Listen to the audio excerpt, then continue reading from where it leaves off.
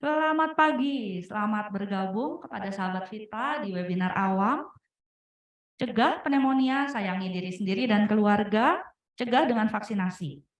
Dalam rangka memperingati Hari Kesehatan Nasional di hari ini, 19 November, dan juga World Pneumonia Day di minggu lalu, 12 November, RKZ Surabaya dengan dukungan Pfizer mengadakan webinar awam untuk menambah pengetahuan sahabat Vita untuk mengenali penyakit pneumonia dan bagaimana cara mengatasinya. Juga bagaimana cara mencegahnya. Perkenalkan, nama saya Dr. Arfiani Herman. Saya adalah dokter di Pondok Sehat RKZ Surabaya, bagian vaksinasi dan check up. Kurang lebih saya akan menemani sahabat Vita sampai jam 12 siang. Acara akan kita mulai dengan materi mengenai infeksi paru pada anak yang akan dibawakan oleh Dr. Maria Teresia Bonang, spesialis anak, selama kurang lebih 15 menit.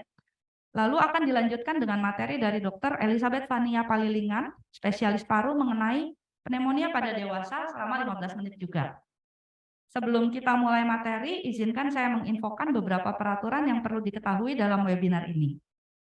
Rules yang pertama adalah minta tolong untuk kepada para peserta mematikan mic-nya selama sesi materi. Lalu jika memungkinkan mohon nyalakan kamera atau on cam. Untuk sesi tanya jawab nanti akan dilakukan setelah kedua materi selesai dibawakan oleh narasumber. Untuk pertanyaannya nanti boleh disampaikan secara langsung dengan raise hand atau melalui chat. Lalu jangan lupa, walaupun sesi tanya jawab sudah selesai, kita masih ada sesi door prize. Jadi ikuti terus sampai akhir karena ada 3 voucher diskon 50% vaksin pneumonia PCV 13 yang akan diundi kepada peserta yang beruntung. Saat ini saya sudah didampingi oleh Dr. Maria Teresia, spesialis anak. Sebelum memulai materi, izinkan saya untuk memperkenalkan dokter sebentar ya, Dok. Ya. Dr. Maria Teresia ini lulus dari Fakultas Kedokteran Universitas Atmajaya. Lalu melanjutkan pendidikan spesialis anak di di St. Thomas University Hospital di Filipina dan melanjutkan proses adaptasinya di Universitas Erlangga. Dokter Teresia ini merupakan salah satu dokter seniornya RKZ, sudah bergabung dengan kami selama hampir 20 tahun ya, Dok. Untuk Dokter Teresia saya persilakan untuk menyampaikan materinya, Dok. Oke. Selamat pagi sahabat Vita yang menjadi peserta webinar pada pagi hari ini. Terima kasih kepada moderator yang telah memperkenalkan saya. Dan juga terima kasih kepada panitia telah memberikan saya kesempatan untuk pagi hari ini bertemu dengan sahabat Vita. Pada pagi ini saya akan mengajukan mengenai pneumonia pada anak yang diakibatkan oleh kuman. Slide. Minta tolong share screen-nya.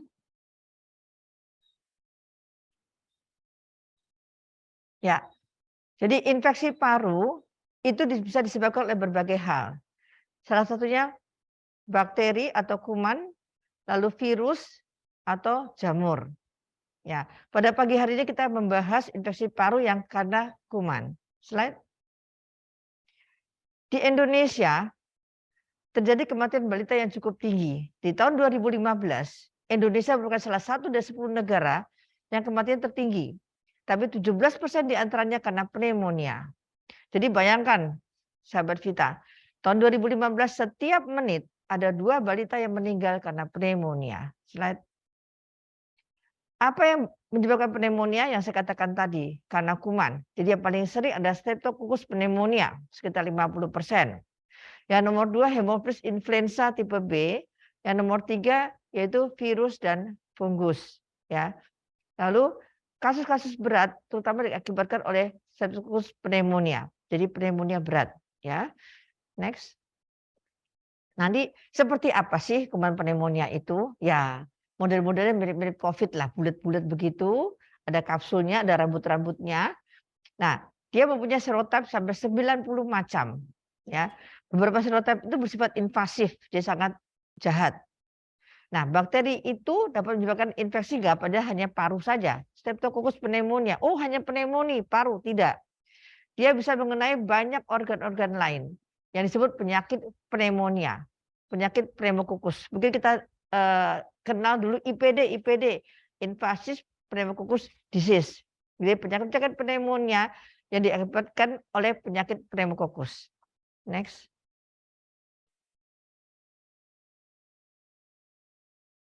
Nah, bakteri pneumonia itu sendiri, Streptococcus pneumococcus, sebetulnya hidup normal di hidung dan tenggorokan kita, terutama pada anak bayi dan balita, sangat banyak. Ya, nah biasanya mereka tidak bikin gejala selama tubuh itu kuat. Begitu tubuh itu melemah, mereka bisa berkembang menjadi penyakit. Next. Jadi penyakit-penyakit yang bisa diakibatkan oleh masuknya kuman itu ke tubuh kita, salah satunya infeksi yang sangat berat, yaitu kita bilang meningitis radang otak. Kedua apa? Sepsis. Sepsis itu adalah kumannya masuk dalam darah kita. Dia menginfeksi seluruh badan kita. Dan bakteremia. Lalu tentu pneumokokus itu bisa masuk ke paru-paru, penyakit pneumonia. Kemudian masuk ke telinga kita, jadi otitis media, jadi radang telinga tengah. Kemudian karena yang saya bilang tadi, kuman ini kan ya jahat ya, sangat bisa akibatkan penyakit berat. Dia juga bisa membawa resistensi terhadap antibiotik. Jadi kebanyakan bisa kebal terhadap antibiotik. Nah, karena kuman ini ada dalam hidung kita, bagaimana transmisinya kepada orang-orang di sekitar kita? Next. Tentu melalui droplet. Jadi udara, kadang kan ada di hidung. Jadi begitu kita bersin, kita batuk, kita bicara, langsung kuman itu menyebar ke orang-orang di sekitar kita. Next.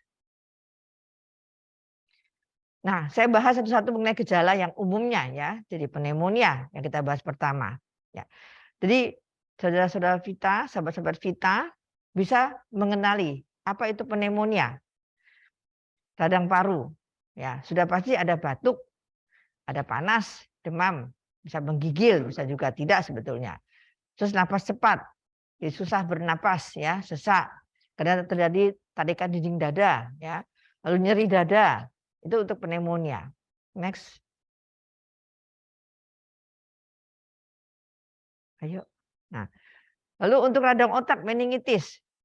Jadi kita bakal merasa seperti fotofobia itu artinya mata kita sensitif terhadap cahaya, jadi silau ya. Lalu bingung di sini dalam arti karena otak kita yang terserang, kita kayak orang kesadaran menurun ya, jadi ajak bicara nggak fokus begitu. Lalu ada kaku leher, ada panas dan sakit kepala. Itu untuk gejala pada radang selaput otak atau meningitis. Next. Nah, penyakit pneumokokus itu banyak akibatnya. Kita kena sakit, jadi efek yang akan kita bawa selanjutnya itu juga ada, ya, yaitu gangguan motorik.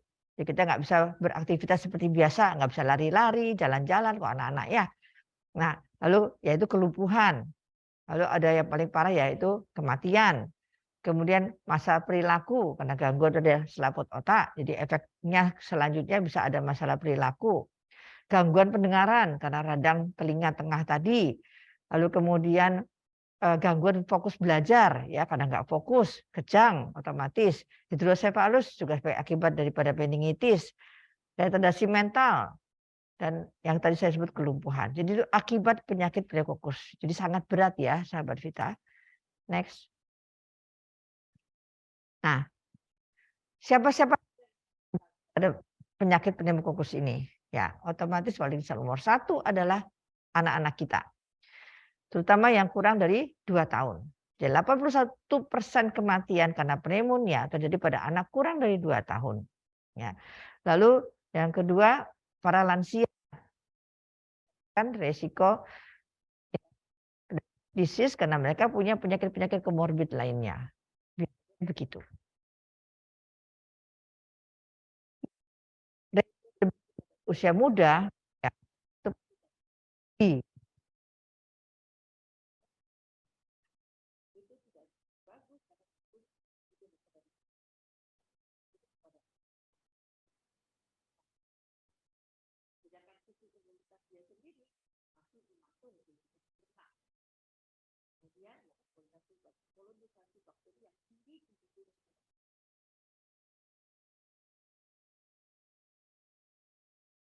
tentu dalam menangani anak-anak kita ya.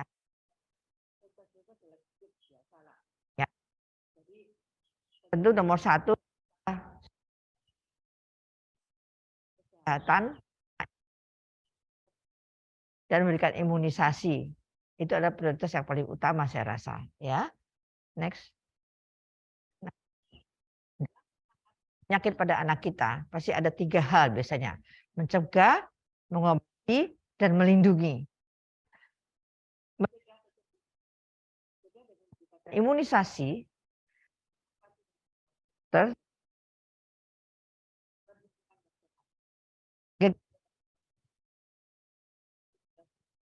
hindar dari kuman-kuman yang bisa bikin anak kita sakit. Ya, jadi mencegah, mengobati, dan melindungi. Itu 3 hal yang selalu akan kita lakukan.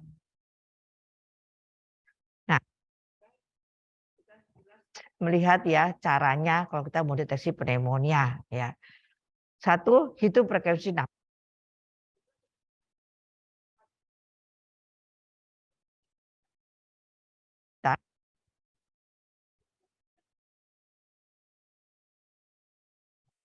Sampai 12 bulan 50 itu normal sahabat kita. 1 sampai 5 tahun sekitar 40 kali per menit. Ya, ini kali per menit ya, selama 60 detik. Kalau lebih dari itu kita katakan napas cepat, pneumonia nomor 1 yang harus kita perhitungkan. Lalu yang saya bilang tadi, tarikan dinding dada. Jadi seperti kalau kita bernapas itu ada cengkokan, terutama bisa kelihatan di sini atau di daerah antara tulang-tulang iga, ya, interkostal. Di kotak napas itu akan ada ke dalam, mencekok, ya, tarikan dinding dada. Next. Nah, siapa sih yang bisa melindungi anak kita? Ya otomatis dalam mencegah itu ada imunisasi. Imunisasi itu nomor 1 untuk bisa melindungi anak-anak kita dari penyakit-penyakit terutama yang berbahaya, yaitu salah satunya pneumokokus ini, jadi imunisasi. Dan harap diingat, setiap anak memang punya hak, ya, punya hak untuk mendapatkan vaksinasi untuk melindungi dia. Next. Nah, di Indonesia, Ikatan Dokter Anak Indonesia sudah mempunyai program untuk PCV. PCV itu apa? Pneumococcus conjugated vaksin, ya, untuk melindungi anak-anak dari penyakit pneumococcus. Ya, itu sudah ada, ya, kita sudah punya. Lalu WHO juga telah merekomendasikan vaksin pada bayi dan balita untuk PCV ini. Ya, next. Jadi kita kalau mau bawa anak untuk vaksinasi, ya entah ke dokter, ke puskesmas, ya tentu apa yang mesti kita siapkan. 1 mesti diingat bahwa penyakit yang ringan, yang biasa itu tidak menjadi alasan untuk tunda. Dia hanya sekedar batuk pilek tanpa panas, ya baru dimulai paginya, ya tetap masih bisa divaksin. Nah, jadi apa yang mesti dipersiapkan oleh sahabat kita, para ibu-ibu untuk membawa anak? 1, baca mengenai vaksinasi akan diterima anak Anda. 2, tulis pertanyaan kalau kalian punya pertanyaan, sehingga kalau menghadapi dokter sudah siap itu pertanyaannya apa saja. Terus bawa catatan vaksinasi yang sebelumnya pada saat kunjungan, dia buku vaksinasi jangan lupa. Lalu tentu mempersiapkan anak kita, apalagi kalau anak kita itu sudah agak besar ya, setahun ke atas ya, bahkan 9-10 bulan pun sudah bisa merasakan. Jadi mesti mendukung anak kita selama kunjungan untuk imunisasi. Jadi dari awal dari rumah tuh sudah disiapkan, dia punya mentalnya misalnya begitu. Dek, nanti ke dokter ya, dapat obat supaya sehat, begitu salah satunya ya. Nah, next. Nah, ini ada beberapa tips ya untuk mengurangi rasa nggak nyaman karena suntikan ya. 1, biasanya kita kasihkan cairan yang manis katanya. Karena glukosa, laktosa juga bisa mengurangi rasa sakit, pain. Lalu memberikan ASI bisa. Lalu anak itu harus jujur, dia jangan bilang, "Dek, enggak suntik," tapi akhirnya disuntik juga. Itu tidak boleh. Ya, dia mesti jujur pada anak dan menenangkan. Lalu bawa mainan kesukaannya. Banyak pasien saya bawa robot-robotan, bawa boneka-boneka, ya, begitu. Dia mainan kesukaan. Lalu alihkan perhatian anaknya. Ya, banyak orang tua menggunakan gadget sebetulnya. Jadi kalau anaknya mau divaksin, diputarlah lagu-lagu kesukaan. itu ada. Cuman bahaya gadget itu harap diingat tidak boleh untuk anak 18 bulan ke bawah sebetulnya. Ya, jadi bisa pakai cara lain. Lalu yang untuk anak-anak besar itu biasanya kalau dia lagi mau disuntik, orang tua saya suruh mendampingi, pegang tangannya atau peluk anaknya ya sehingga mereka juga merasa mendapatkan dukungan. Nah, lalu yang terakhir, tunjukkan dukungan setelah suntikan. Jadi biasanya kalau habis disuntik kita tepuk tangan, hore, pintar, nggak nangis begitu. Atau kalau nangis, oh cuma sebentar, udah selesai, semutnya sudah hilang. Jadi kita mesti tunjukkan dukungan setelah suntikan sehingga membuat anak itu tidak akan takut kalau mesti disuntik berikutnya, begitu. Kira-kira seperti itu. Next. Nah, vaksin pneumokokus itu sendiri ya, jadwal pemberiannya kapan saja. Itu sudah dikatakan. Nah, anak-anak di bawah 2 tahun itu sangat rentan. Jadi kalau kita berikan vaksinnya itu sedini mungkin, itu lebih baik. Itu antara usia 2 bulan, 4 bulan, 6 bulan, dan ulangannya usia 12 bulan. Jadi kita bilang yang 3-1. Di puskesmas saat ini ada program PCV juga, tapi karena di puskesmas kita pakai program yang 2-1 ya. Jadi pada waktu 2 bulan, 3 bulan dan 1 tahun. Tapi umumnya paling bagus adalah 3-1. Jadi 2, 4, 6 dan usia 12 dan 15 bulan ulangan. Jadi 4 kali ya. Nah, lalu bagaimana ini? Anak kita sudah usia 5 tahun, sudah usia 6 tahun ya. Tapi dia punya vaksinnya belum dilakukan.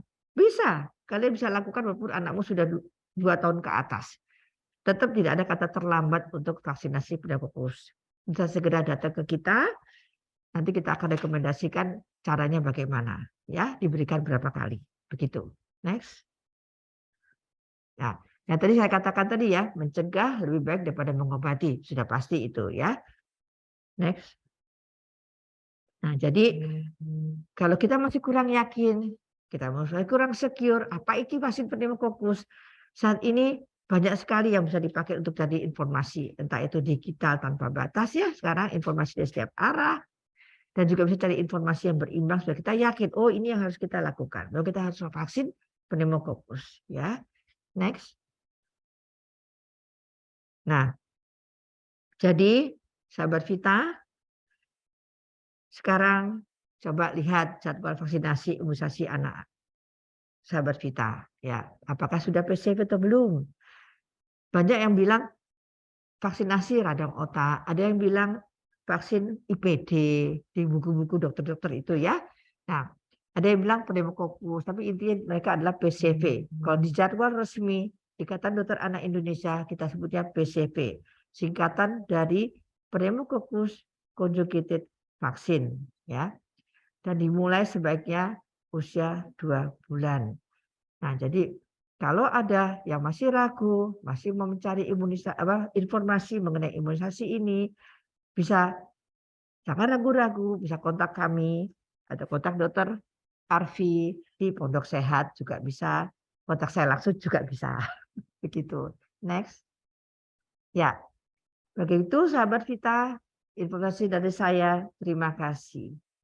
Terima kasih Dokter Teresia atas pemaparannya yang begitu lengkap, mendetail, dan sangat menarik ya. Untuk yang mau bertanya, minta tolong dipending dulu ya, sabar, jangan buru-buru, kita masih ada sesi berikutnya. Nanti setelah Dokter Elizabeth sebagai pembicara kedua sudah selesai memaparkan materi, maka kita akan buka sesi tanya jawab. Terima kasih Dokter Teresia. Obat-obat yang dikirim melalui layanan antar obat RKZ Surabaya sampai ke tangan pasien dijamin aman. Kenapa? Mau tahu prosesnya? Yuk ikuti Vita.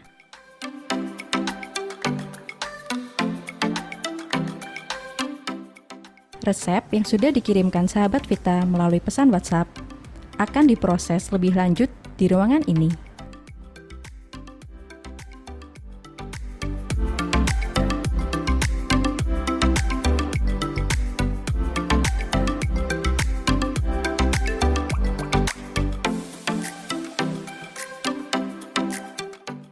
Pertama, resep yang diterima dan dikonfirmasi akan dicetak oleh petugas. Selanjutnya, dilakukan pencetakan label dan aturan minum untuk masing-masing obat.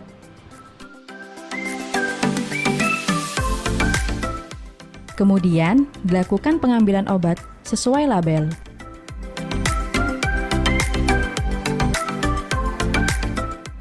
Obat yang sudah disiapkan diserahkan kepada petugas kontrol untuk dilakukan pengecekan kesesuaian obat dengan resep. Apabila ada resep obat racikan, obat akan diserahkan pada petugas racik.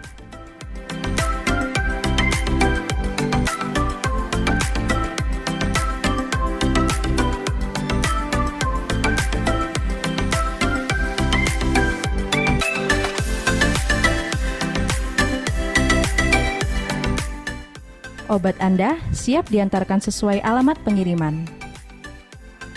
Pengiriman obat melalui layanan antar obat RKZ Surabaya aman.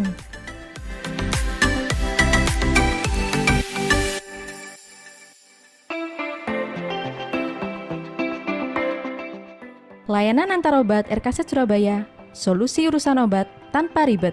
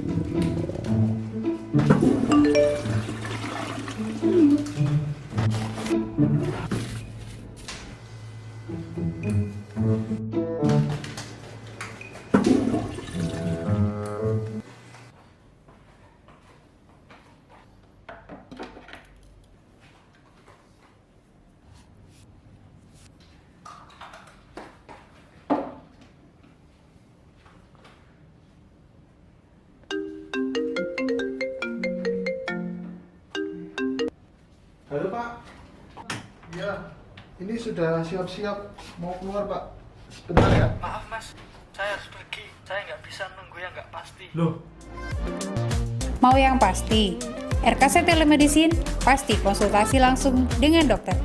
Percaya dokter RKZ, percaya klinik RKZ, percaya RKZ Telemedicine. RKZ Telemedicine, konsultasi dokter dari rumah. RKZ Telemedicine salah satu layanan inovatif dari RKZ untuk membantu masyarakat mendapatkan advies langsung dari dokter RKZ melalui video call. Caranya mudah, cukup dengan kirim WhatsApp di nomor 0819 1600 5700. Kami akan membantu Anda untuk menjadwalkan telemedicine dengan dokter yang dituju, termasuk jika ada yang mau telmed dengan dokter Teresia atau dengan dokter Elizabeth. Saat ini pembicara kedua kita sudah datang, Dr. Elizabeth Fania Palilingan, spesialis paru. Dokter cantik ini sudah bergabung di Surabaya sejak tahun 2016. Dr. Elizabeth menamatkan pendidikan kedokteran di Fakultas Kedokteran Universitas Airlangga dan melanjutkan sekolah spesialis paru di UNER juga. Saya persilakan untuk Dr. Elizabeth untuk memulai materinya, Dok. Silakan. Ya, selamat pagi Dr. Arfi, Bapak Ibu sekalian. Ya, terima kasih atas kesempatannya pagi ini. Jadi saya bisa sharing tentang pneumonia dalam rangka World Pneumonia Day. Nah, tapi sebelumnya saya sharing dulu ya tentang apa sih pneumonia itu. Nah, jadi pneumonia itu adalah peradangan pada paru yang disebabkan oleh infeksi karena bakteri, karena virus, ataupun karena jamur. Nah, akibat dari peradangan itu terjadi penumpukan cairan atau nanah pada alveoli, pada kantung udara yang ada di paru. Nah, penumpukan cairan nanah inilah yang menyebabkan munculnya gejala. Jadi yang sering dirasakan oleh pasien itu adalah batuk, nyeri dada, demam, ataupun sampai sesak nafas. Nah, dari penelitian yang sudah lama dilakukan, diketahui bahwa ternyata 20-25% kuman penyebab dari pneumonia ini adalah sebuah bakteri yang namanya Streptococcus pneumoniae atau kita sebutnya pneumococcus. Next. Nah, fakta mengenai pneumonia ya pada tahun 2019 diperkirakan sekitar 2,5 juta orang meninggal karena pneumonia di seluruh dunia. Dan di Indonesia sendiri pneumonia ini termasuk dalam 10 penyebab kematian tertinggi. Nah, itu sudah kita ketahui sejak sebelum zaman pandemi. Nah, sedangkan selama pandemi sendiri dengan adanya infeksi COVID menyebabkan penderita COVID sendiri menjadi lebih rentan karena pasien-pasien COVID ini daya tahan tubuhnya terganggu pada saat dia sedang terinfeksi virus corona, sehingga yaitu lebih rentan untuk terjadi infeksi sekunder termasuk pneumonia. Nah, apa sih gejala pneumonia? Ya, tadi sempat saya singgung ya batuk. Nah, batuk ini bisa batuk kering tanpa dahak pada awalnya, kemudian atau sejak awal sudah bisa mengeluarkan dahak.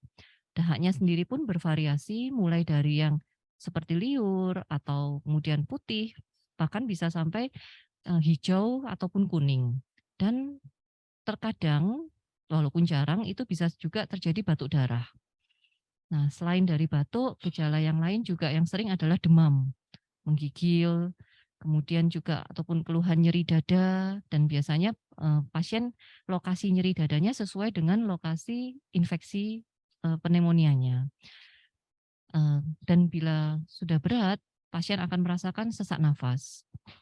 Nah, selain dari gejala yang di bidang paru maupun saluran nafas, juga ada keluhan seperti hilang nafsu makan, kemudian pasiennya juga ngerasa gampang capek, ataupun ya cenderung tidur, cenderung ngantuk.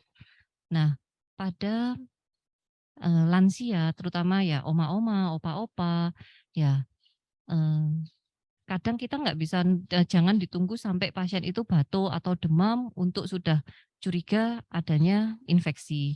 Pada orang tua ada suatu kondisi yang menyebabkan daya tahan tubuh mereka itu terganggu, sehingga kemampuan dari tubuh untuk memberikan tanda-tanda kalau ada masalah itu sangat berkurang. Jadi kayak tanda-tanda semacam kayak demam, kemudian peningkatan dari hasil-hasil darah untuk penanda infeksinya itu juga belum tentu langsung terlihat. Seperti itu sih dok. Jadi kalau misalnya ada orang kayak oma-oma, opa-opa, kalau misalnya sudah mulai kok males makan ya, terus kemudian kok mami kok banyak tidur. Nah, itu kita sudah mulai lebih aware. Jangan-jangan ini ada infeksi. Kadang kan seringnya saya tahu ya kalau misalnya hal-hal yaitu ngantuan, itu kadang dikiranya oh mungkin garam-garamnya yang rendah atau albuminnya yang rendah. Nah, selain dari cek lab untuk garam ataupun untuk albumin, natrium, kalium gitu, perlu periksa untuk penanda infeksi juga. Oke, next. Nah, siapa sih yang beresiko terkena pneumonia? Ya, adalah mereka yang daya tahan tubuhnya belum sempurna, belum baik. Nah, jadi selain yang tadi sudah disinggung Dr. Tere, juga ya pada lansia terutama ya yang di atas usia 65 tahun. Tapi tentu saja di bawah 65 tahun pun juga bisa terjadi pneumonia. Nah, terutama ya yang mempengaruhi adalah kayak lifestyle. Jadi ya merokok, kemudian konsumsi alkohol yang berlebihan, atau misalnya bila bekerja di tempat yang resiko tinggi.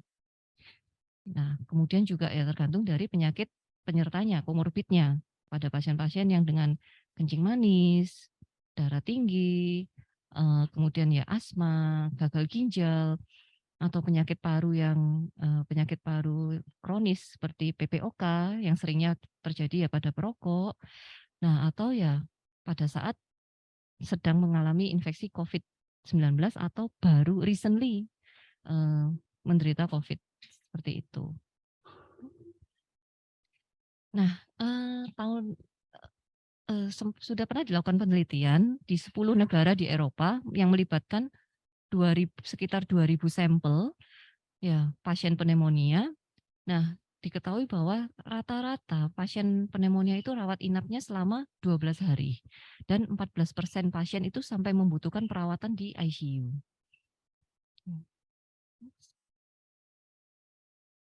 Nah, ini ya maaf saya mungkin salah tulis ya, itu sebenarnya bukan masa pandemi versus new normal, tapi lebih ke arah ya sebelum pandemi, pre-pandemi, dan sekarang yang kita masih pandemi kan soalnya ya.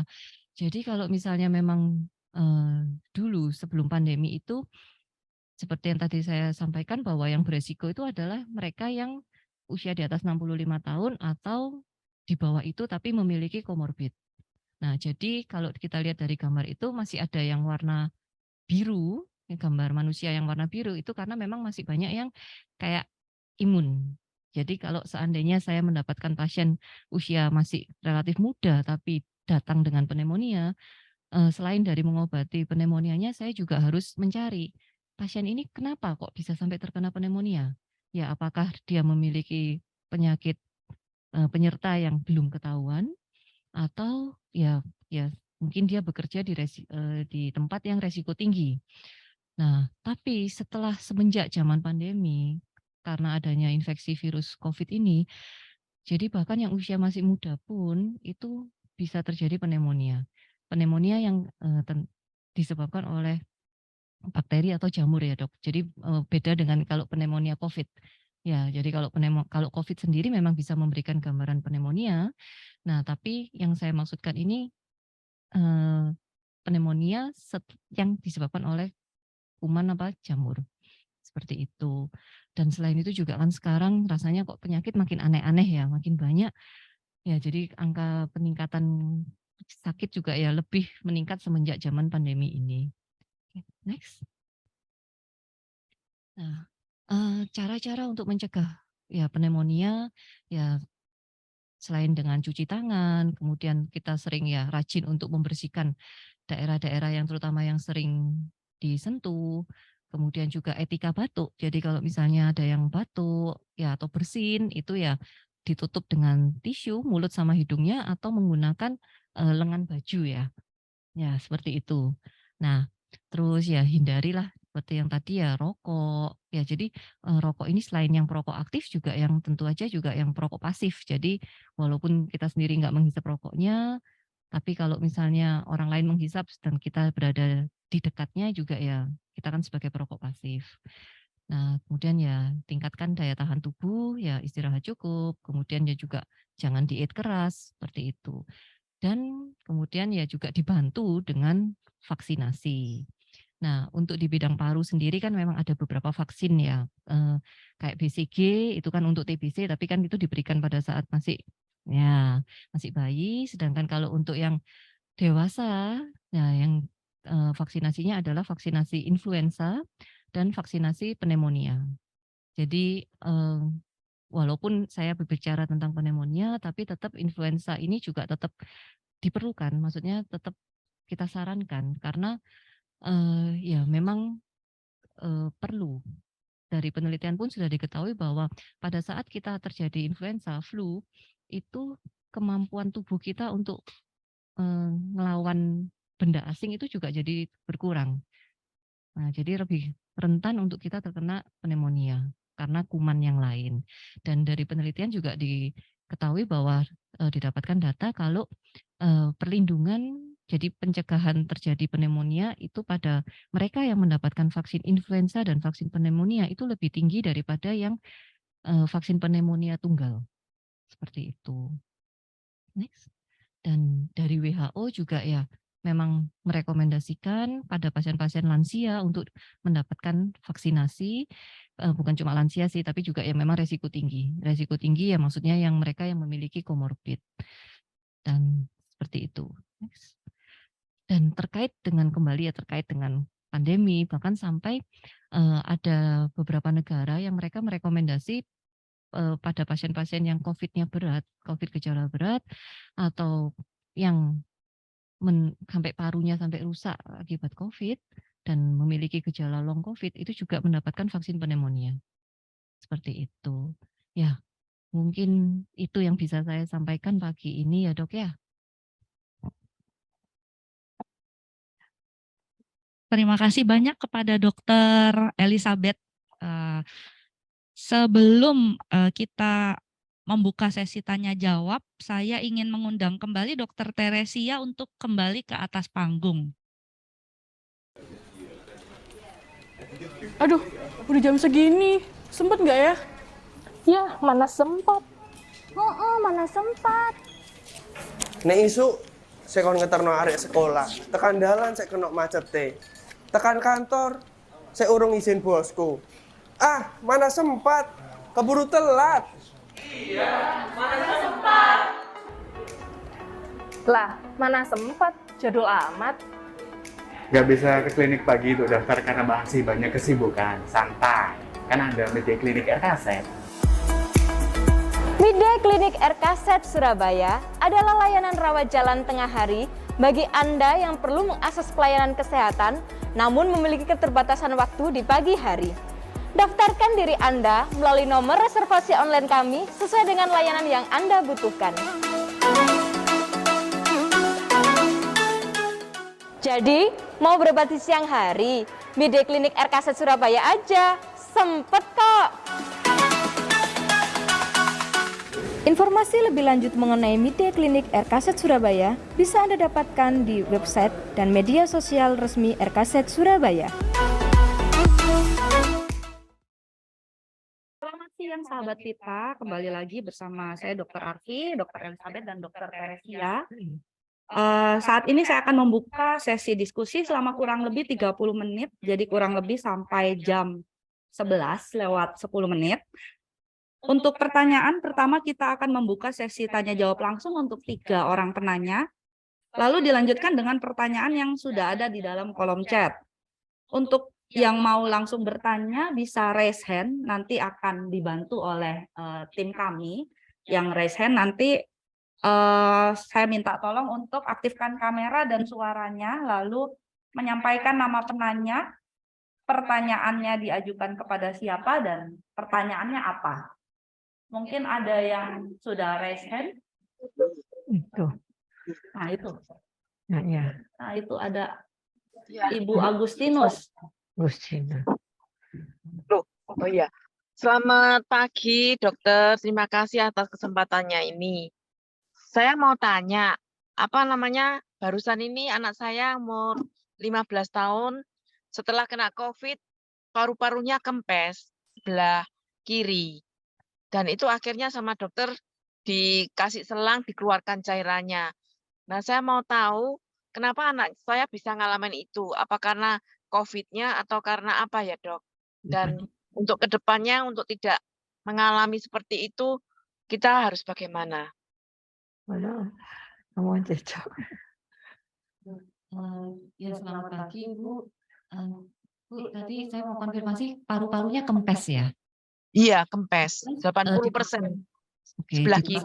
dipasang selang untuk mengeluarkan udaranya berarti ya? Oh iya, ya, maksudnya mungkin gitu ya, dipasang selang. Terus cairannya dikeluarkan selama hampir 4 hari di RKZ. Di RKZ juga. Oke, selain keluar udara juga ada keluar cairan Ibu dari selangnya itu?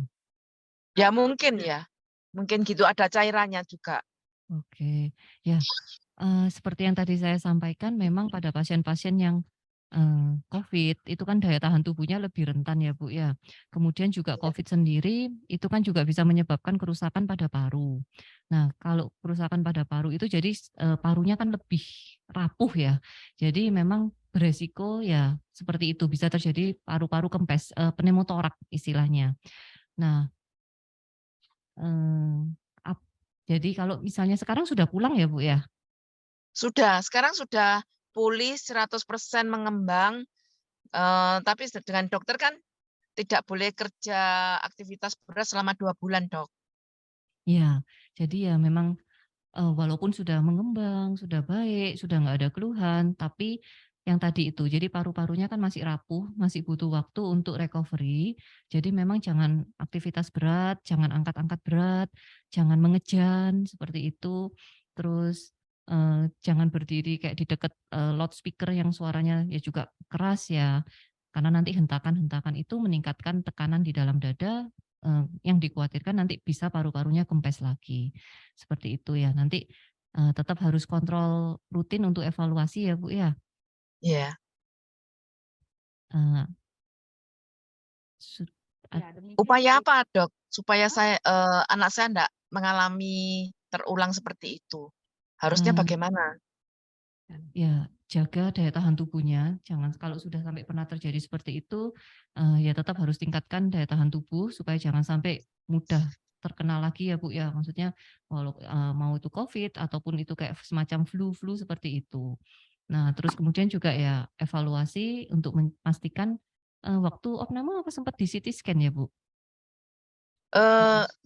Iya, sempat Nah, CT scan. nah, kan bisa dari hasil CT scan itu kan bisa kelihatan, misalnya memang penyebab dari paru-parunya kempes ini apakah hanya COVID ataukah ada kausa yang lain, seperti itu. Jadi tetap nanti kontrol rutin sesuai sama jadwal yang disampaikan oleh dokternya ya. Ya.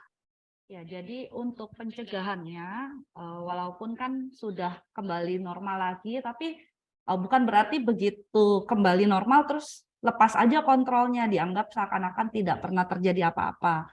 Tetap harus kembali ketemu dokter yang merawat, sarannya kan setiap orang belum tentu sama ya, karena tergantung kondisi masing-masing pasien.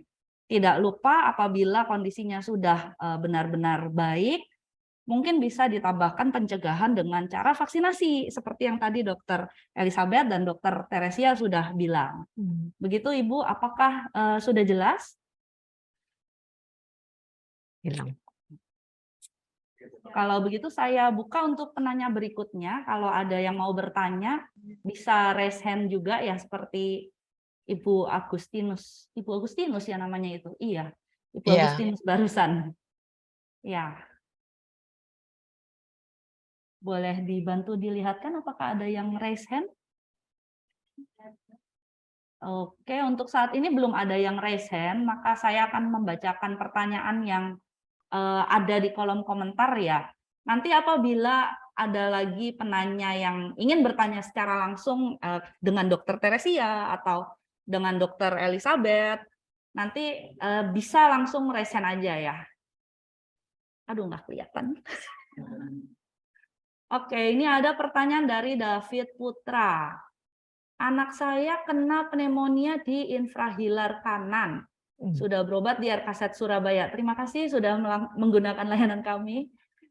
Lalu kalau malam batuk, itu karena pneumonia atau karena hawa dingin, makanan atau minuman yang dihindari apa? Mungkin karena tadi sudah Dokter Elizabeth, bisa dibantu dengan Dokter Teresia dulu saat ini. Oke. Nah, baik, saya akan mencoba menjawab pertanyaan dari Bapak David ya. Terima kasih. Jadi begini, kan saat ini anaknya mungkin sudah sembuh ya Pak ya. Jadi sudah tidak pneumonia lagi karena sudah berobat. Cuman kadang-kala suka batuk di malam hari. Ya kalau saya begitu ya, Dokter Arfi ya. Baca dari Ya, pertanyaannya begitu. begitu. Sekarang Jadi sudah tidak, tapi kalau malam kok batuk ya. aja. Jadi saya akan katakan begini, batuk yang suka berulang ya, itu umumnya adalah karena alergi. Jadi balik lagi begini, bakat batuk tuh ada 3, kami bisa katakan begitu ya. Jadi batuk sembuh, itu alergi. Batuk nggak sembuh-sembuh 2 minggu itu TBC ya. Lalu batuk sembuhnya pelan-pelan sampai 7-10 hari itu course normal dari batuk pilek ya. Itu kira-kira yang kami sering pakai di bagian anak. Bagian dewasa kami tidak tahu ya. Nah, jadi kira-kira seperti itu, Bapak. Jadi kalau batuk sembuh, kita bilang alergi. Alergi ada 3. Makanan, lingkungan, udara. Kalau makanan otomatis batuknya akan terus-menerus, pagi, siang, sore, malam pasti batuk. Ya. Karena makanan kan masuk dalam tubuh kita, dalam darah kita.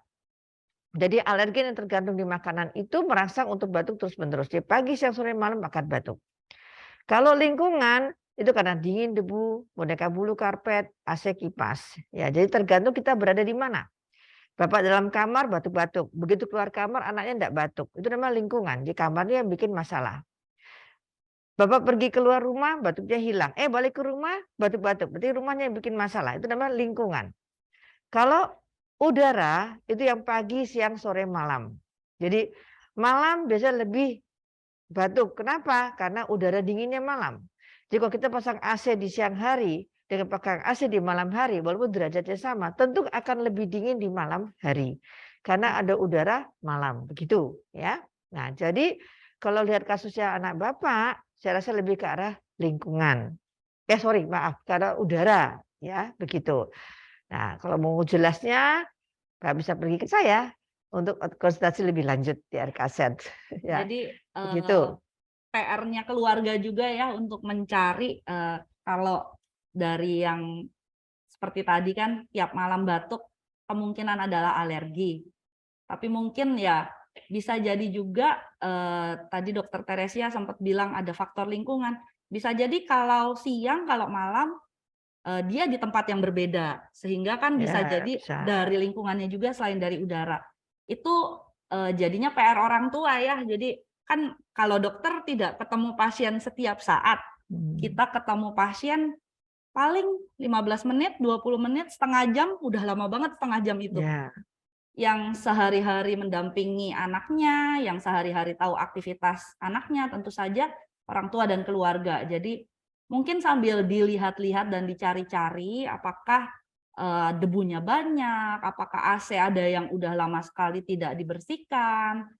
Nanti kalau misalnya masih ada pertanyaan bisa mengkontak Dokter Teresia atau Dokter Elizabeth. Kita bisa menggunakan layanan telemedicine atau bisa reservasi untuk konsultasi langsung, karena kadang-kadang nggak klop ya kalau nggak ketemu langsung untuk ngomong itu ada yang bilang nggak lega gitu. Begitu Bapak David ya. Kita beralih ke pertanyaan berikutnya ya. Ini apa? Untuk lansia. Dari Ibu Lianawati, untuk lansia dan orang dewasa, jarak antara vaksin influenza dan vaksin pneumonia berapa lama? Lalu berapa kali vaksinnya? Dan diulangnya berapa tahun? Dokter Elizabeth, silakan. Jadi kalau untuk vaksin influenza itu diulang setiap tahun ya dok ya. Sedangkan kalau untuk vaksin pneumonia, nah ini nanti ada juga tergantung sama usia dan penyakit penyertanya. Tapi secara garis besar sih yang bisa saya sampaikan untuk vaksin pneumonia yang 13 dulu, itu kan 1 kali seumur hidup. Nah, nanti tinggal apakah perlu mendapatkan lanjutan, itu tergantung dari itu, usia, kemudian juga penyakit bawaan dari masing-masing pasien, seperti itu. Nah, jadi untuk vaksin influenza pengulangannya setiap tahun, sampai kapan? Saklawase. Lalu kalau untuk vaksin pneumonia nanti bisa dimulai dengan jaraknya tadi kan. Vaksin yang PCV 13 ya. Lalu untuk jaraknya dokter bagaimana? Dari penelitian sebenarnya dikatakan vaksin influenza dan vaksin pneumonia ini bisa dilakukan bersamaan. Jadi kalau misalnya mau kanan kiri, oke ya dok ya? Ya oke, cuma mungkin ya karena kan seringkali juga pasien saya kan oma-oma, opa-opa ya dok ya. Iya. Kemudian ya juga misalnya dengan penyakit-penyakit komorbid ya, dan vaksin sendiri pun memang vaksin influenza maupun pneumonia ini ya efek sampingnya sebenarnya ya kalau kita bandingkan sama vaksin COVID kan ya sangat lebih ringan ya. Jauh bisa dibilang nggak ada efek ya. Nah, maksudnya kita nggak merasakan efek samping, cuma memang kalau misalnya dikhawatirkan ya oke, mau dikasih jarak vaksin influenza pneumonia boleh, tapi dari penelitian pun sebenarnya dikatakan aman diberikan bersamaan, tidak ada masalah dan tidak mempengaruhi dari efektivitas antibodi yang ditimbulkan. Jadi untuk jaraknya dari penelitian secara medis dilakukan bersamaan, tidak ada masalah. Kalau keluarga khawatir karena lansianya punya komorbid, bisa dilakukan terpisah. Kalau dilakukan terpisah jaraknya berapa lama kurang lebih dokter? 2 minggu. 2 minggu aja ya, nggak usah lama-lama, 2 minggu sudah bisa. Lalu tadi kita ngomongin vaksin influenza sedikit kan ya tadi ya.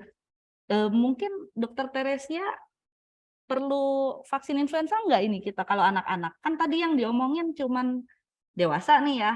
Kalau dari dokter anak sendiri, apakah vaksin influenza juga dibutuhkan dok?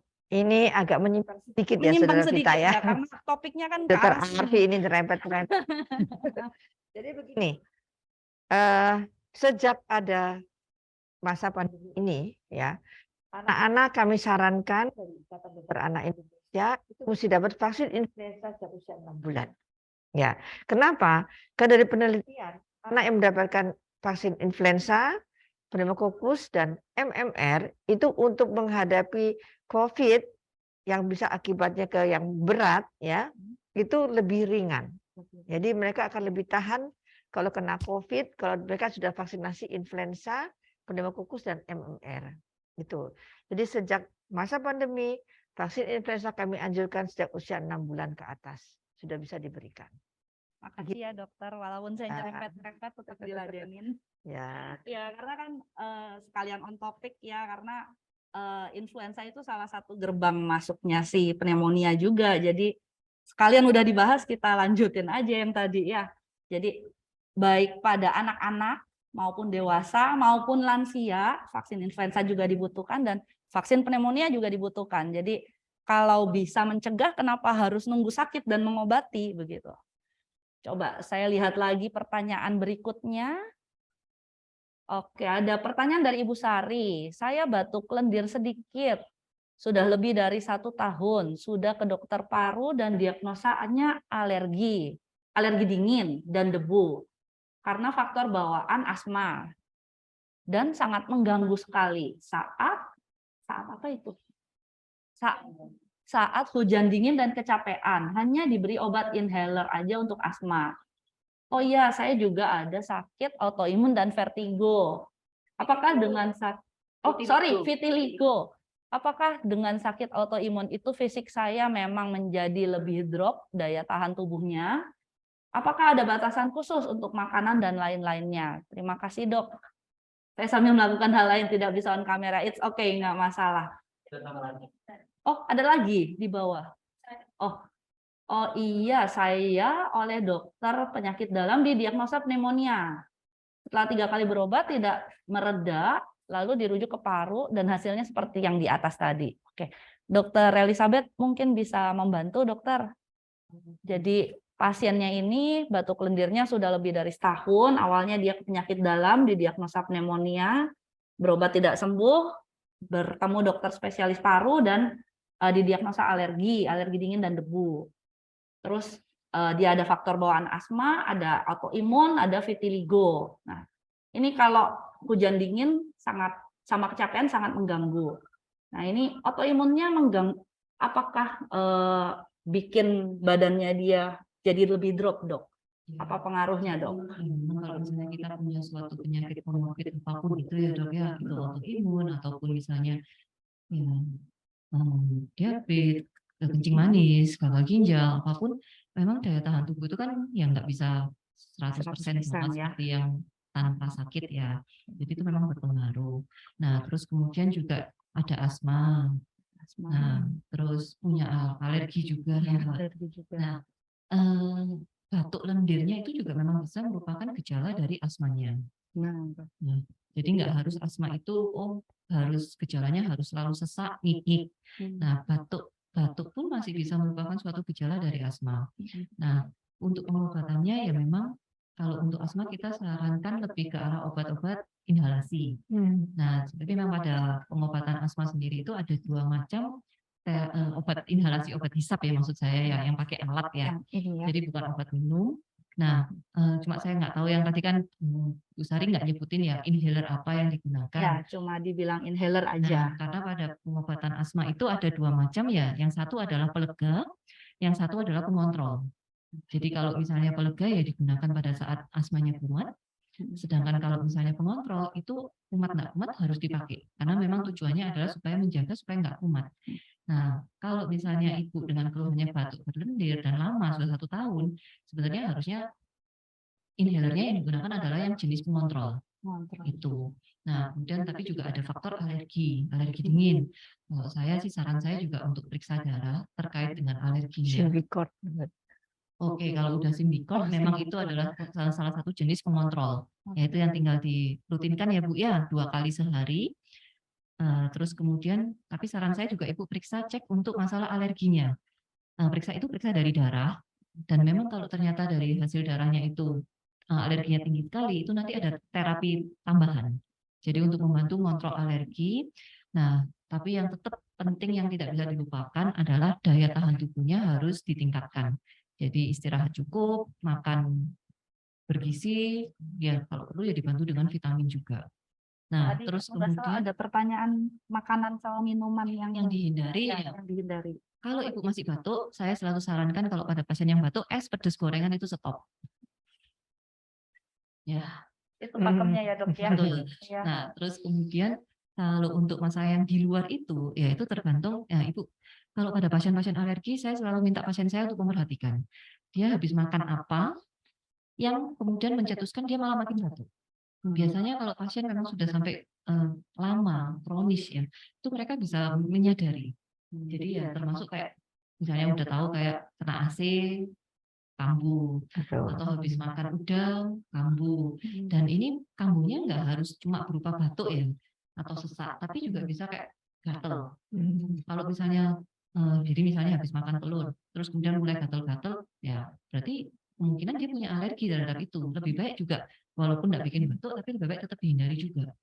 Seperti itu. Dan terus kemudian ya memang kalau untuk pasien asma, usia berapapun saya pasti menyarankan vaksin. Ya, seperti itu. Ya, betul Ibu Sari. Baik dok, terima kasih. Es pedas ini yang belum bisa dihilangkan ya. Jadi memang biasanya kalau orang Surabaya itu susahnya adalah di pedas dan gorengan, terutama pedasnya. Tapi coba diusahakan supaya ya batuknya juga lebih cepat baik ya Bu ya. Iya, ibunya sendiri juga merasa ya pantas selama ini kok setiap minum es sakit. Nah, jadi tetap ya kembali lagi ke kesadaran masing-masing. Kalau sudah sadar ada makanan tertentu yang diri sendiri tidak cocok atau anaknya nggak kuat, kayak tadi es pedas gorengan udah pakem harus dihindari ya, berarti ya sudah jangan nakal, dihindari ya beneran dihindari. Mungkin kalau semisalnya di kemudian hari masih ada masalah yang belum terselesaikan, bisa langsung menuju RKZ Surabaya dengan melakukan reservasi dulu, bisa bertemu dengan Dr. Elizabeth, spesialis paru. Saya boleh minta tolong untuk chat berikutnya atau ada yang resen nggak? Nggak ada ya? Belum ada, oke. Oke, ini pertanyaan dari Hadi Raharjo. Anak saya usia 5 tahun, cewek, sudah pernah kena bronkopneumonia sampai 2 kali masuk RS. Oh, 3 kali. Oke, umur setahun, 2 tahun, dan 5 tahun. Saya masih mencari buku imunisasinya. Apakah sudah berapa kali yang saya tanya, apakah bisa divaksin lagi kalau sudah pernah kena bronkopneumonia? Atau kalau sudah lupa, sudah pernah vaksinnya berapa kali? Kalau sudah 3 kali vaksin, apakah ada resiko ke depannya misalnya asma atau maksud pertanyaannya tuh kalau vaksinnya 3 kali terus ada resiko kalau sudah kena 3 kali asma. sakit bronkopneumonia. Iya, kalau sudah kena 3 kali bronkopneumonia, apakah ke depannya ada resiko lain? Boleh tolong dijawab Dokter Teresia. Bapak Hadi ya. Pak Hadi. Oke. Selamat pagi Bapak Hadi. Terima kasih atas pertanyaannya. Jadi saya bahas dulu mengenai vaksinasi ya Pak ya. Jadi kalau kita lupa apakah sudah pernah divaksin atau enggak, buku vaksinnya hilang ya. Gak usah ragu, datang saja konsultasi ke dokter atau ke saya juga bisa. Dan saya akan lihat ya apakah perlu divaksin, kita bisa vaksin. Kalau kita lupa itu nggak ada bahayanya kok ya. Kalau kita mau double nggak ada bahayanya ya. Jadi vaksinasi nggak ada kata terlambat, dan juga kalau lupa kita bisa lihat apakah perlu kita kasih lagi atau tidak ya, begitu. Nah, kedua, mengenai pertanyaan kedua, yaitu sudah kena 3 kali bronkopneumonia, apakah ada kedepannya ke masalah yang asma dan lain-lainnya itu. Nah, bronkopneumonia itu sendiri kan penyebabnya ada macam-macam ya, ada bakteri, ada virus dan lain-lain. Nah, bronkopneumonia yang anak Bapak alami itu penyebabnya apa dulu ya?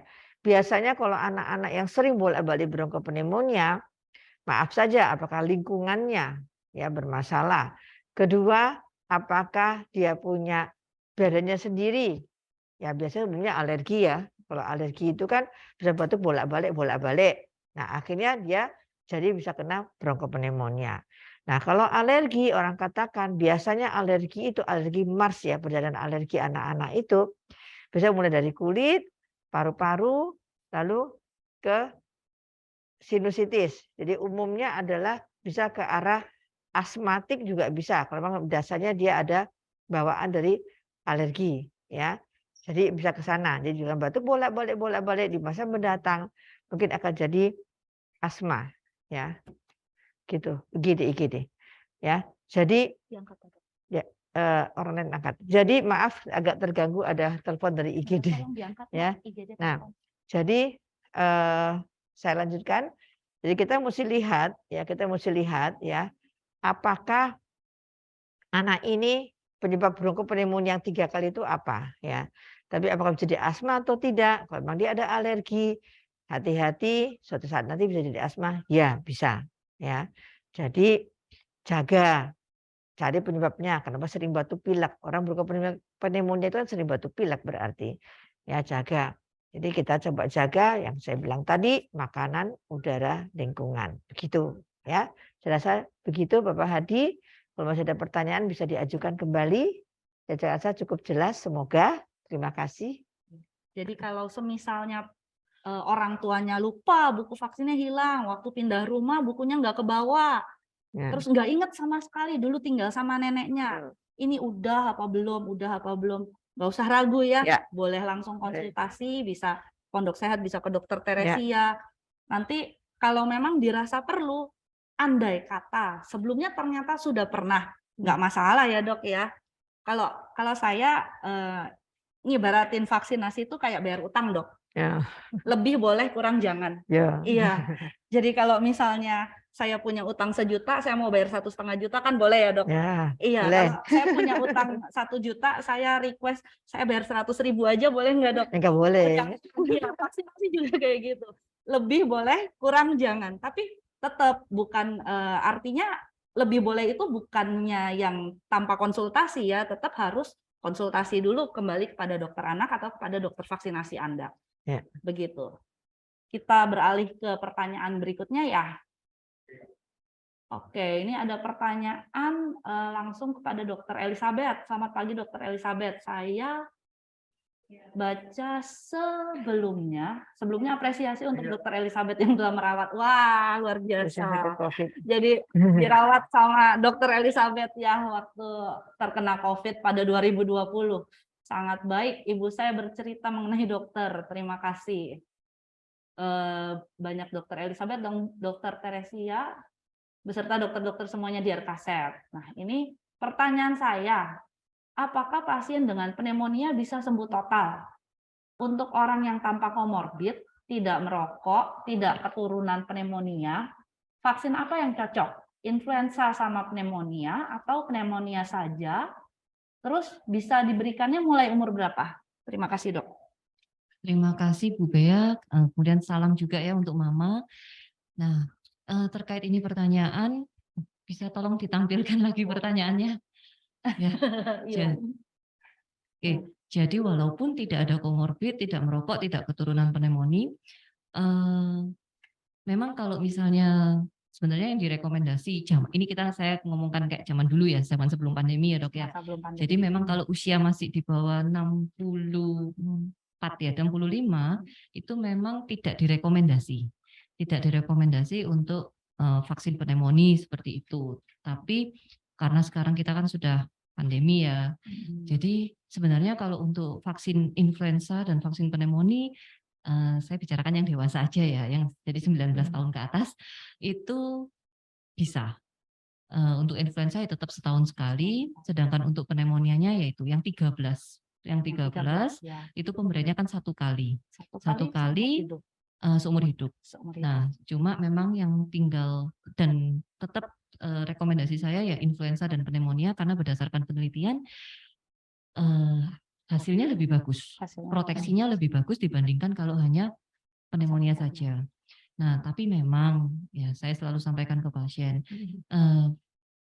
walaupun sudah vaksin, itu bukan jaminan kan 100% tidak akan terjadi kena flu ataupun kena pneumonia. Nah, Tapi itu adalah untuk menurunkan resiko terjadi seperti itu. Jadi walaupun tadi kalau usianya masih muda, dewasa muda, walaupun tidak direkomendasikan, tapi kan nggak dilarang ya dok ya? Jadi memang Beda ya jadi kata-katanya. kalimatnya not recommended, ya tidak direkomendasi, tapi bukan tidak boleh.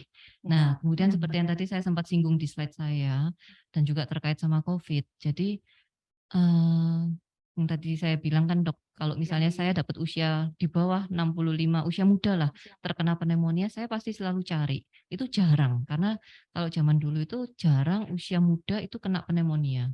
Dan kalau misalnya memang kena pneumonia, berarti dia ada sesuatu, ada penyakitnya. Nah, tapi dengan adanya COVID ini menyebabkan itu daya tahan tubuh kita kacau. Jadi kalau misalnya habis kena COVID, itu kemudian kayak lebih gampang terus gampang kayak misalnya kok demam lagi, tapi sampai kadang pasien tuh swab lagi tetap negatif, tapi kok kayak jadi kena flu kayak gitu, atau kalau ada orang tua sampai kemudian terjadi pneumonia. Jadi COVID-nya mungkin bisa isoman, tapi kemudian semingguan kok demam lagi, terus ya sampai harus opname ternyata karena pneumonianya. Itu. Karena jadi turun ya. Ya, daya karena tahan COVID tubuhnya mengacaukan daya tahan tubuhnya. sejak COVID-nya itu. Nah. Jadi walaupun tidak ada keturunan pneumonia, kalau sudah pernah kena COVID, tetap sebaiknya double vaksinasi, vaksin flu iya, vaksin pneumonia iya juga. Yang sudah pernah kena pneumonia pun Boleh. ya, Oke. saya juga tetap merekomendasi walaupun sudah pernah kena, kalau nanti sudah kondisinya fit, ya vaksin influenza, vaksin pneumonia lagi juga. Jadi karena vaksin pneumonia itu kan subtipenya banyak, bukan cuma satu. Untuk yang 13 berarti ada 13 subtipe, ada lagi yang tadi sempat disinggung sebentar sama Dokter Elizabeth, yang 23 tipe itu kan ada 23 subunit. Nah, kalau kena pneumonia kan masa iya udah pernah kena 23-23-nya atau udah pernah kena 13 tipenya. Jadi walaupun sudah pernah kena pneumonia, vaksinasi tetap bisa melindungi apabila kena pneumonianya dari tipe yang lainnya, begitu. Boleh ke pertanyaan berikutnya? Mungkin pertanyaan terakhir ya, karena saya nggak sadar kalau sudah jam 11:11. Antusias sekali peserta-peserta kita pada hari ini. Oke, pertanyaan terakhir ya. Nanti apabila ada pertanyaan lainnya, mungkin bisa melalui telemedicine atau mungkin bisa reservasi sekalian konsultasi ya. Ini pertanyaan dari Rosita. Ada ponakan saya umur 11 bulan. Mouse-nya bisa ke atas sedikit nggak? Ya. Ada ponakan saya umur 11 bulan sudah vaksin influenza lengkap. Kena bronkopneumonia. Itu penyebab apa ya, Dok? Vaksin pneumonia kan dibilang hampir tidak ada efek samping. Dulu dibilang efektifnya untuk umur 50 tahun ke atas. Sekarang apa bisa untuk semua umur? Nah, ini mungkin kita bagi dua ya, yang atas punyanya Dokter Tere, yang bawah punyanya Dokter Elizabeth. Iya, jadi mungkin Dokter Tere duluan. Oke, ini untuk Ibu Rosita. Oke, terima kasih Ibu Rosita atas pertanyaannya. Jadi ada keponakan saya umur 11 bulan sudah vaksin influenza lengkap, kena bronkopneumonia. Itu penyebabnya apa? Begini. Vaksin influenza atau vaksin pneumokokus, Ibu, ya. Kalau influenza, ya, terus terang influenza kita itu kan lebih ke arah influenza tipe A. Ya. Lalu ada 4 virus lain, ya, yang sebenarnya itu adalah kuman-kuman yang umumnya dulu terdapat di negara-negara 4 musim sebetulnya, ya. Sebenarnya di Indonesia itu hampir tidak ada habitatnya sebetulnya. Dia hidup dari orang ke orang, ya begitu. Maka dulu sebelum pandemi, saya pribadi terus terang jarang menyarankan suntik influenza pada anak-anak. Karena saya anggap itu kalau mereka sering pergi-pergi, ke luar negeri, ke Bali, kemana, ya boleh suntik. Tapi sekarang untuk pandemi kan kita sangat concern dengan COVID, apalagi anak-anak di bawah 6 tahun belum ada vaksinnya. Jadi kita anjurkan untuk influenza. Jadi kalau hanya vaksin influenza tentu tidak bisa melindungi 100% terhadap bronkopneumonia. Karena bronkopneumonia itu kumannya saya bilang tadi, yaitu adalah Streptococcus pneumonia hemophilus influenza. Nah, jadi itu yang mestinya divaksin adalah vaksin itu. Walaupun di vaksin itu pun seperti kata Dr. Fania tadi, tidak 100% melindungi terhadap penyakit bronchopneumonia. Jadi kenapa keponakannya Ibu Rosita masih bisa kena bronchopneumonia? Tentu ada banyak faktor. Mungkin kuman Streptococcus itu yang menyerang, ya. Jadi nggak ada hubungannya dengan vaksin influenza sudah diberikan. Ya, karena vaksin influenza umumnya kepada anak-anak itu hanya kita bilang semacam flu, ya, flu. Benar. Ya, influenza tipe A itu lebih berbahaya bagi orang tua ya sebenarnya. Nah, kalau anak-anak jarang sampai pneumonia sih kalau influenza tipe A. Ya, hanya flu-nya memang hebat ya, panas tinggi sampai 40 ya, sakit badan semua. Bicara karena bronchopneumonia sih. Jadi saya rasa keponakan Ibu Rosita itu kena kuman yang berbeda dengan yang influenza itu. Ya, mungkin Streptococcus pneumonianya atau bahkan bisa juga hemophilus influenzanya ya. Jadi itu yang penting adalah vaksin. Vaksin pneumococcus yang dilakukan. Kalau kita mau mencegah terhadap bronchopneumonia. Ya, saya rasa itu jawaban dari saya. Mungkin yang mengenai vaksin dokter tadinya. Ya, terima kasih Ibu Rosita.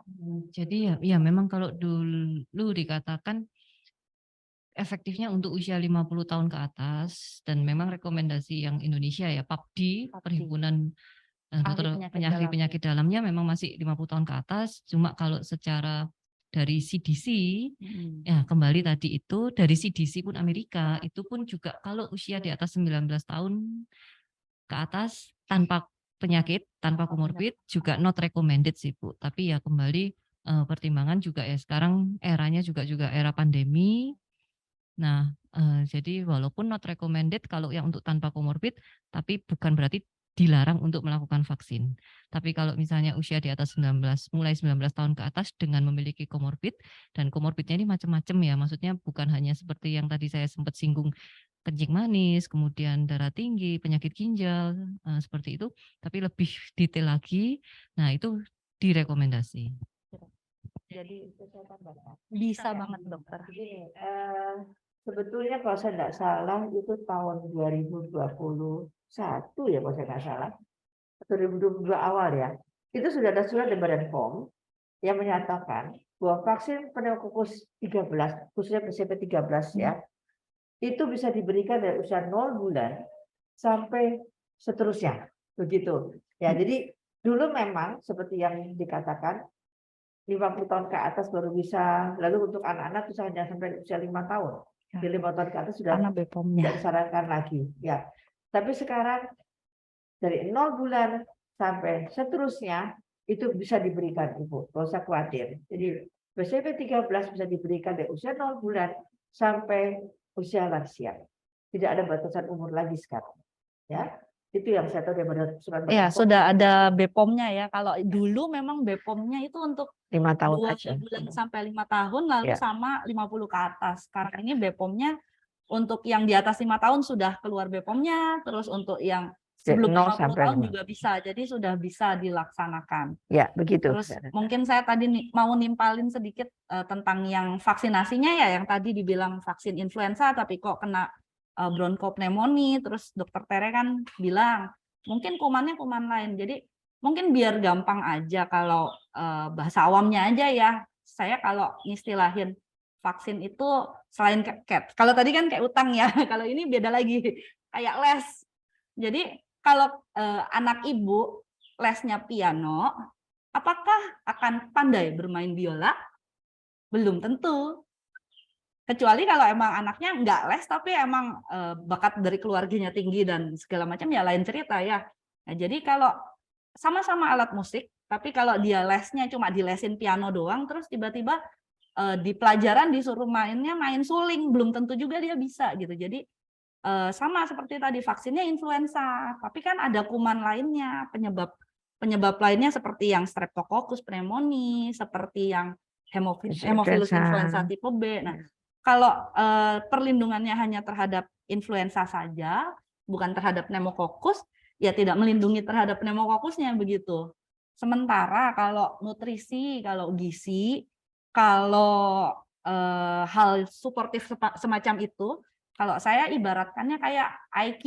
Jadi kalau misalnya yang tadi, misalnya lesnya katakanlah fisika sama matematika lah ya.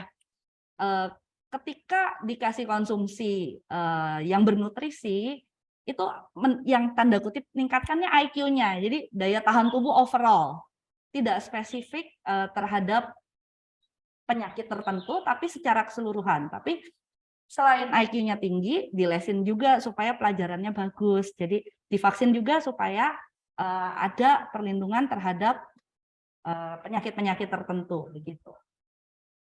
Sudah tidak terasa, sudah lewat jamnya. Sebelum acara ini selesai ya, saya mungkin minta take home message ya. Untuk pesan-pesan apa sih yang bisa dibawa pulang oleh sahabat-sahabat Vita yang menyaksikan webinar hari ini? Apa yang perlu disampaikan? Ya, saya mulai dari Dr. Teresia. Oke, baik. Sahabat-sahabat Vita, saya hanya berpesan jika kita mau melindungi anak kita dari penyakit, ya, untuk segera imunisasikan anaknya kita. Tidak usah bingung apakah sudah terlambat, apakah sudah umurnya sudah lewat dari jadwal seharusnya. Jadi lengkapilah vaksinasi anak-anak kita. Dan ingat, pneumonia itu penyakit yang sangat berbahaya sesuai dengan message hari ini, ya. Jadi vaksinlah anak kita dengan vaksinasi pneumococcus, yaitu PCV, pneumococcus conjugated vaksin. Ya, saya rasa itu aja yang dari saya. Terima kasih. Kalau dari Dokter Elizabeth, bagaimana Dokter? Prinsipnya sama sih, lebih baik kan kita mencegah daripada kita mengobati, jadi lebih baik vaksin. Nah, cuma tetap jangan lupa, ya saya harus mengingatkan ya dok, soalnya kalau enggak, kadang nanti soalnya sering saya dapat ada yang protes, dok, ayah saya sudah vaksin kok masih kena. Nah, ya itu memang kembali ya, vaksin tidak bisa 100% mencegah, tapi ya mengurangi resiko. Seperti itu. Terus kemudian juga tiap orang kan kondisi beda-beda, jadi seandainya misalnya memang mau konsultasi, ya bisa langsung menghubungi Pondok Sehat RKZ. Terima kasih saya ucapkan kepada Dokter Teresia dan Dokter Elizabeth atas sharing ilmunya hari ini, luar biasa sekali, materinya lengkap, jelas, mendetail, dan banyak pertanyaan-pertanyaan yang menjadi ganjalan di hati sahabat kita sudah terjawab sama kedua dokter tersebut. Habis ini masih ada sesi pengundian door prize dan informasi menarik lainnya dari RKZ. Jangan kemana-mana, kita iklan dulu ya. Aduh, udah jam segini. Sempet nggak ya? Ya, mana sempat. Mana sempat. Nek isu saya kon ngeterno arek sekolah, tekan dalan saya kena macet tekan kantor saya urung izin bosku. Ah, mana sempat, keburu telat. Iya, mana sempat. Lah, mana sempat, jadul amat. Nggak bisa ke klinik pagi itu daftar karena masih banyak kesibukan, santai. Kan ada media klinik RKZ. Midday Klinik RKZ Surabaya adalah layanan rawat jalan tengah hari bagi Anda yang perlu mengakses pelayanan kesehatan namun memiliki keterbatasan waktu di pagi hari. Daftarkan diri Anda melalui nomor reservasi online kami sesuai dengan layanan yang Anda butuhkan. Jadi, mau berobat di siang hari, Midday Klinik RKZ Surabaya aja, sempet kok. Informasi lebih lanjut mengenai Midday Klinik RKZ Surabaya bisa Anda dapatkan di website dan media sosial resmi RKZ Surabaya. Selamat siang, masih bersama saya Dr. Arfi. Sebelum masuk ke pengundian door prize, saya ingin menginfokan kalau ada peserta yang tertinggal, karena kita kan tadi mulainya dari jam 10 ya, sekarang sudah jam 11 lewat. Nah, apabila ada yang tertinggal, bisa menonton tayangan ini di YouTube kami. Channelnya adalah Rumah Sakit RKZ Surabaya. Jangan lupa di subscribe dan like. Lalu jangan lupa juga follow Instagram RKZ Surabaya @rkz_Surabaya. Lalu ada juga FB kami di RS RKZ SBY. Nah, lalu selain itu juga Pondok Sehat dengan dukungan Pfizer melangsungkan program Family Love Lock. Apa sih Family Love Lock? Kok aneh ya? Nah, itu adalah program untuk bayi yang berusia 2-6 bulan yang vaksin pneumonia-nya lengkap sebanyak 3 kali, seperti yang tadi Dokter Tere bilang, 31 ya, 3 kali, disertai dengan 1 kali vaksinasi untuk kakeknya atau neneknya. Tentu saja ikut programnya ya, jadi vaksinnya di RKZ semua. Jadi kalau vaksinnya di sini, lalu di tempat lain, lalu kembali lagi di sini ya, tidak masuk program kalau yang seperti itu. Nanti ketika anaknya usia 12-15 bulan, akan mendapatkan vaksin gratis. Jadi untuk boosternya itu yang tadi yang 31, kalau anaknya udah 3 kali lalu disertai 1 kakeknya atau neneknya, akan dapat 1 vaksin gratis untuk boosternya. Jadi nanti emang untuk program itu untuk lebih jelasnya bisa menghubungi Pondok Sehat ya. Selain itu juga akan ada promo akhir tahunnya RKZ. Mungkin bisa ditampilkan di layar. Ya, jadi program akhir tahunnya RKZ ada banyak ya, ada banyak tipenya ya. Salah satunya adalah diskon 5% untuk vaksin pneumonia 13 dengan PCV 13. Nanti untuk peserta-peserta yang membutuhkan info terkait diskon akhir tahun atau program Family Love Lock, bisa chat ke Pondok Sehat melalui WhatsApp di 081 9798 9900. Nggak kerasa sudah sekitar 2 jam saya menemani sahabat Vita. Saat ini kita sudah sampai di ujung acara. Terima kasih banyak saya ucapkan untuk para peserta yang sudah bergabung, terutama yang setia sampai di akhir acara. Lalu kepada dokter narasumber kami, Dr. Maria Teresia Bonang, spesialis anak, dan Dr. Elizabeth Fania Palilingan, spesialis paru. Terima kasih juga kepada RKZ Surabaya yang sudah memfasilitasi acara webinar hari ini. Terima kasih kepada Pfizer sebagai pendukung kami, dan juga tidak lupa kepada semua kru yang bertugas. Soalnya kalau nggak ada mereka, nggak jalan ini webinarnya. Terima kasih banyak yang sebesar-besarnya. Tiada gading yang tak retak, saya mohon maaf apabila dalam webinar ini saya melakukan kesalahan-kesalahan yang tidak disengaja. Ingat, mencegah lebih baik daripada mengobati, sehingga ke RKZ itu bukan cuma karena sakit, tetapi karena ingin sehat. Dengan cara apa? Dengan cara melakukan vaksinasi, juga melakukan medical check up.